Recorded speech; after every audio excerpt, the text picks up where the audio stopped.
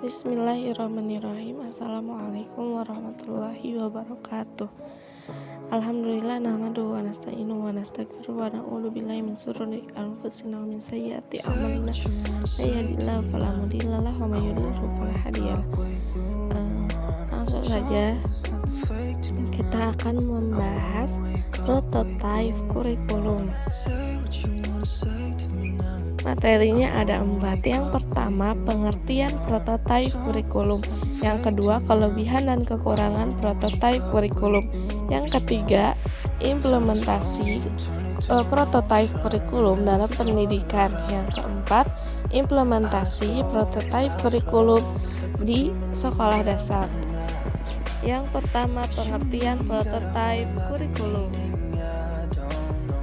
Kurikulum 2022 atau kurikulum prototipe adalah kurikulum yang mendorong kebutuhan siswa serta memberikan ruang yang lebih luas untuk pengembangan karakter atau kompetensi dasar pada siswa. Secara sederhana, prototipe dapat diartikan sebagai model awal atau contoh yang dibuat untuk melakukan uji coba terhadap konsep yang sudah diperkenalkan. Dalam Kamus Besar Bahasa Indonesia, prototipe adalah model asli yang menjadi contoh. Yang kedua, kelebihan dan kekurangan prototipe kurikulum. Kelebihan.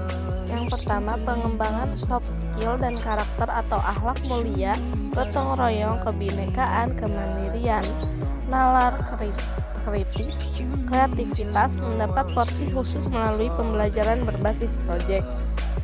Fokus pada materi esensial sehingga ada waktu cukup untuk pembelajaran yang mendalam bagi kompetensi dasar seperti literasi dan numerasi. Yang terakhir, fleksibilitas bagi guru untuk melakukan pembelajaran yang sesuai dengan kemampuan murid dan melakukan penyesuaian dengan konteks dan muatan lokal. Kekurangannya adalah yang pertama, membuat struktur kurikulum, yang kedua, merumuskan profil pelajar Pancasila, yang ketiga, merancang capaian pembelajaran, yang terakhir, memformulakan prinsip pembelajaran dan asesmen dalam menyusun visi, misi, dan tujuan sekolah. Yang ketiga, implementasi prototipe kurikulum dalam pendidikan.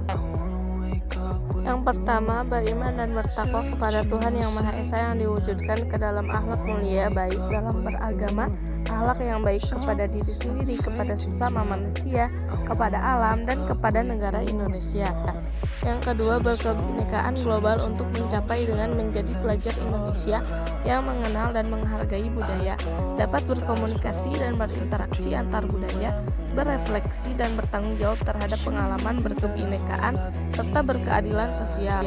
Yang ketiga, mandiri, di mana pelajar Indonesia perlu memiliki kesadaran akan diri dan situasi yang dihadapi serta memiliki regulasi tinggi. 4. Bergotong royong, yang untuk mewujudkannya dengan melakukan kolaborasi, memiliki kepedulian yang tinggi dan berbagi dengan sesama. Yang kelima, bernalar kritis, cirinya pelajar Indonesia perlu memperoleh dan memproses informasi serta gagasan dengan baik, lalu menganalisa dan mengevaluasinya, kemudian merefleksikan pemikiran dan proses berpikirnya. Yang keenam, kreatif adalah pelajar yang bisa menghasilkan gagasan karya dan tindakan yang orisinil, memiliki keluasan berpikir dalam mencari alternatif solusi permasalahan. Yang keempat, implementasi prototipe kurikulum di sekolah dasar.